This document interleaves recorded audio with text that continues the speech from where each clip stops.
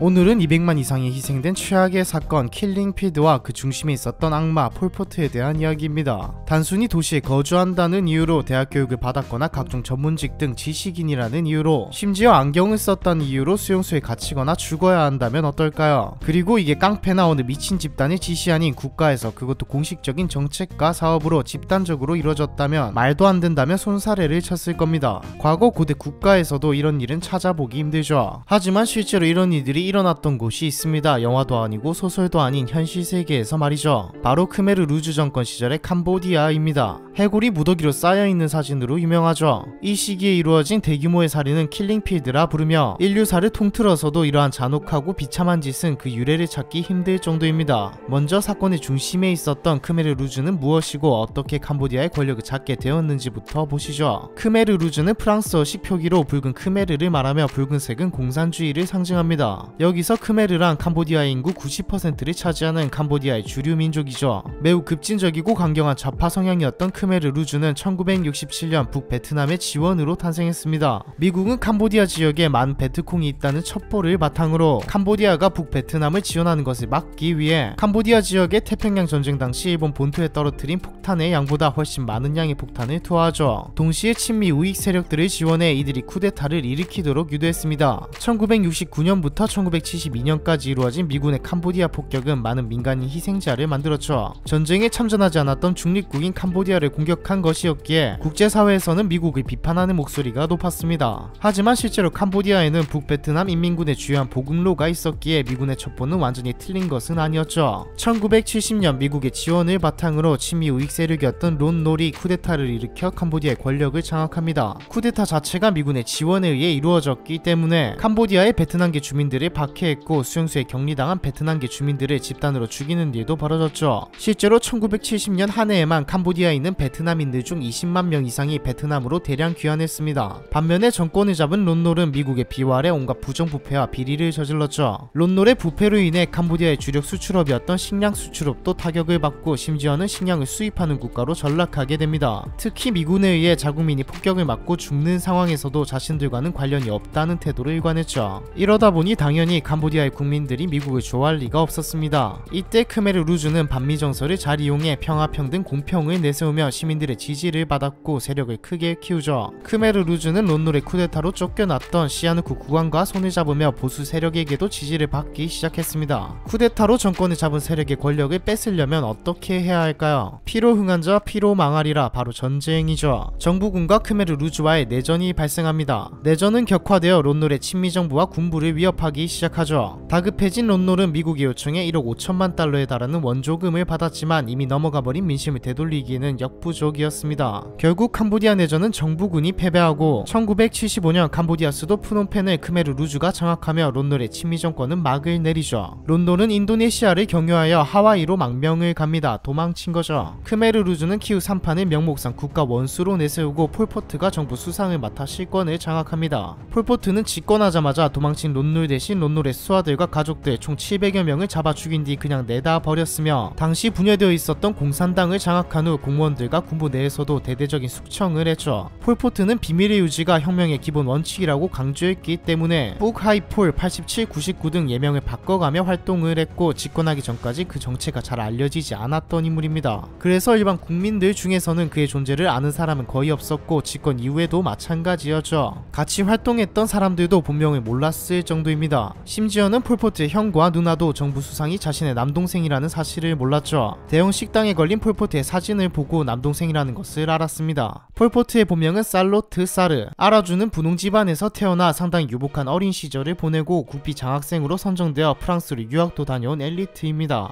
프랑스에서 친척의 권유로 크메르 학생회에 가입하게 되고, 이 과정에서 훗날 크메르 루즈의 지도자들과 관계를 맺게 되어 공산주의 이념을 접하게 되었죠. 공산주의 이념에 빠지게 된 폴포트는 프랑스의 마르크스 클럽을 거쳐 프랑스 공산당에도 가입하며 공산주의 활동을 시작했습니다. 그러다 조국 캄보디아에서 프랑스군의 탄압에 맞서 독립운동을 할 때 북베트남의 지원을 받는 캄보디아 공산주의 운동에 합류하면서 폴포트라는 예명을 사용하였고, 사람들에게 폴포트로 알려지게 된 것이죠. 폴포트란 이름의 정확한 유래와 의미는 알려지지 않았지만 폴리티컬 포텐셜에 철저해서 따왔다는 설이 있습니다. 이 시기 함께한 다른 사람들이 기억하는 폴포트는 매우 예의 바르고 과묵하고 수더분했으며 조국을 항상 생각하고 외세로부터 조국을 구하자는 순수한 청년이었죠. 1953년 캄보디아가 프랑스로부터 독립에 성공하고 난 뒤 폴포트는 조국 캄보디아에서 교사로 일을 하기도 했습니다. 폴포트의 성격이 변한 것은 수배에 오른 뒤였죠. 당시 캄보디아는 론놀이 쿠데타를 일으키기 전이었습니다. 시아누쿠 왕정이 독재를 하고 있었던 때죠. 폴포트는 독재에 반대하는 활동을 하다 시아누쿠의 비밀 경찰들에게 수배 대상이 되어 밀림으로 숨었고 밀림에서 인간 대접도 받지 못하는 소수의 원주민들과 친해집니다. 이를 계기로 공동체 의식을 가진 공산주의 캄보디아를 건설하겠다는 생각을 하죠.